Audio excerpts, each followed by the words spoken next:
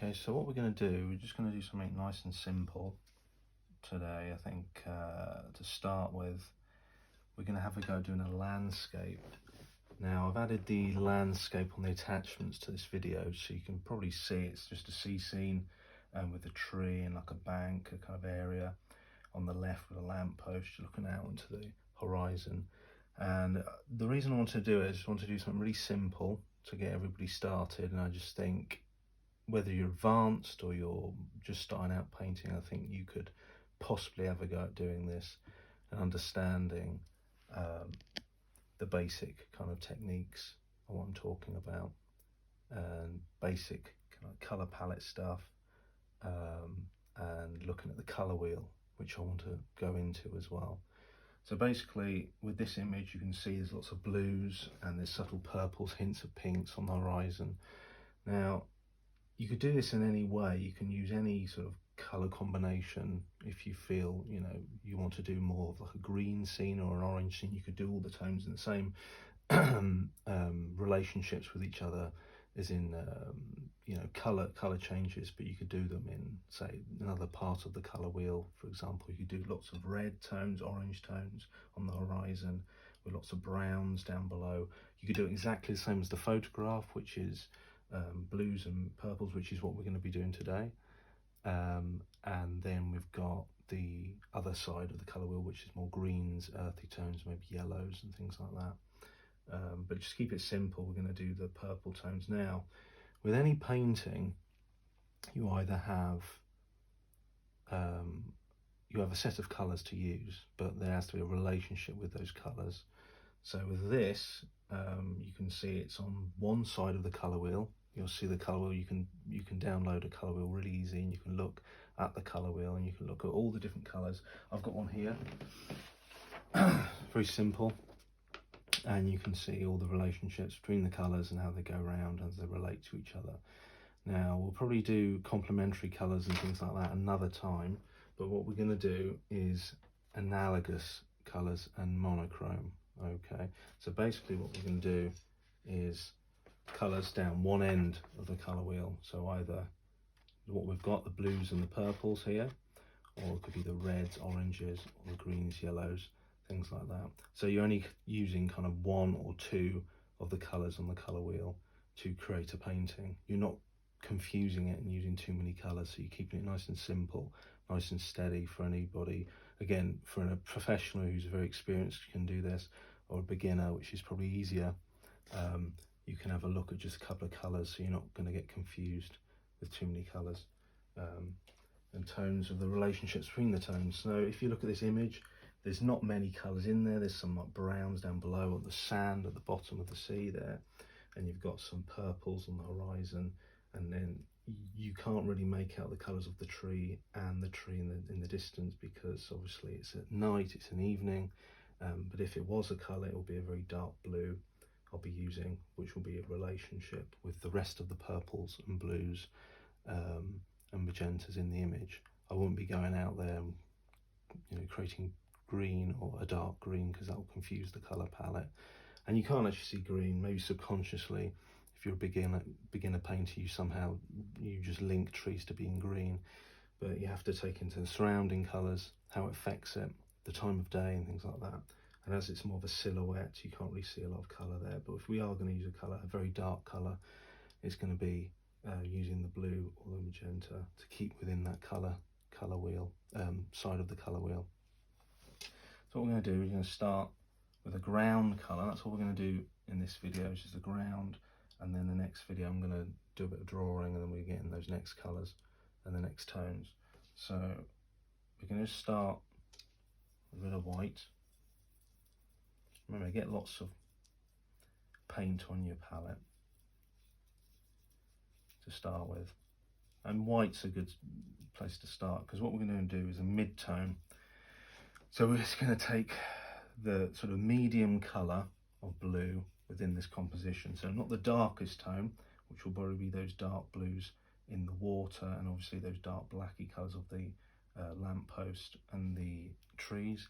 And it's not going to be the lightest colours, which are probably that of the clouds. So it's going to be in between there, but we're going to use a very similar colour to keep it simple. So I've added a little bit of Prussian blue there and magenta. So I've got Prussian blue, black, white and magenta on the palette, and that's all I've got at the moment. So all I've done is to start mixing these colours together. Just the Prussian blue and the white, and then a hint of magenta. So notice I'm rolling my brush back and forth just to get that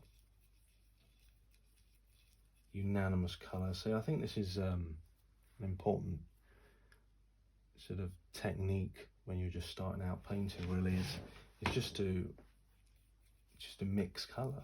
I think, you know, lots of people who can draw very well, paint reasonably well, but they lack the skills to mix really strong tones, is because it's the patience.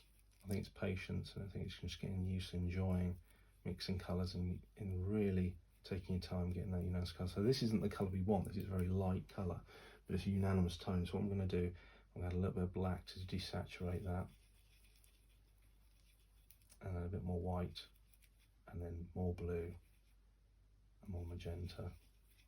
So there you go, you see a of an interesting darker blue emerging there, like purpley blue.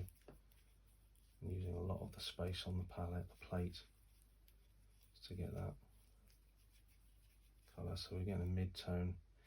So again, quantity is important, because we're using a reasonable surface area. This is about just a bit bigger than A3, maybe more A2 sort of size, a bit more A2. But if you're going smaller, you don't need as much paint as me. So I think this is a good colour to use. Now, what I'm going to do, I'm just going to mix more white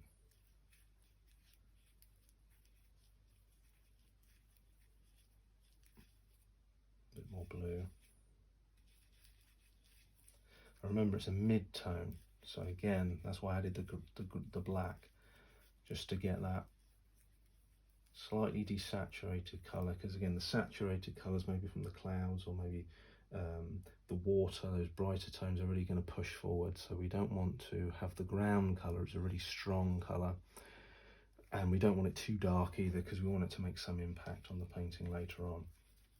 Okay, so what I'm going to do, I'm just going to pour myself some more white.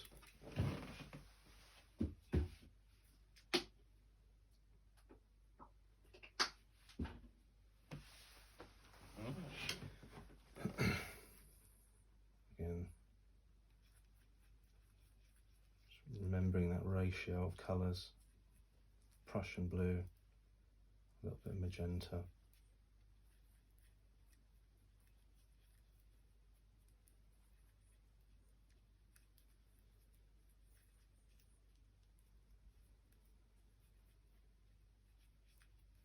If you're mixing larger quantities of paint, it might be a good idea to mix in a bowl or a pot so you can come back to.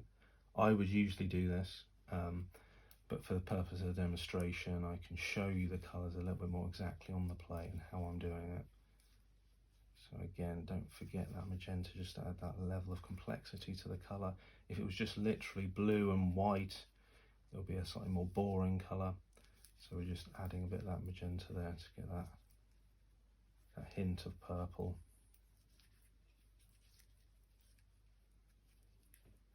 And what you should have as a result is something that's not too bright, not too dull, not too strong in colour.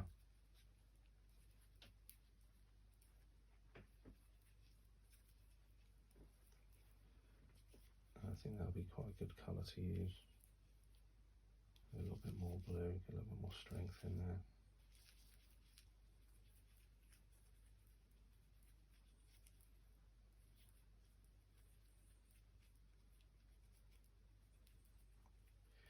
Notice how long I'm taking mixing a colour.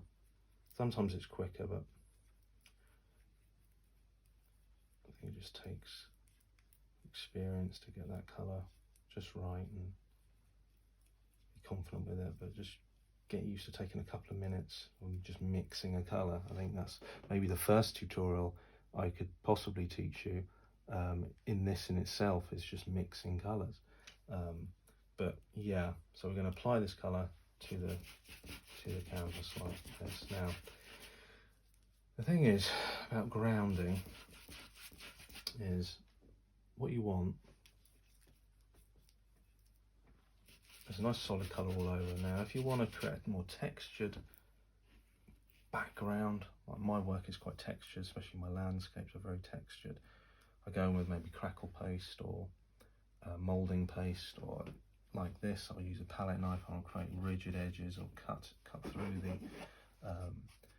the ground like that, and we get these ripply effects on the base canvas. So when I go in with the foreground and I start going in with the figuration of the image, you've still got that background texture coming through, which was the underlying paint.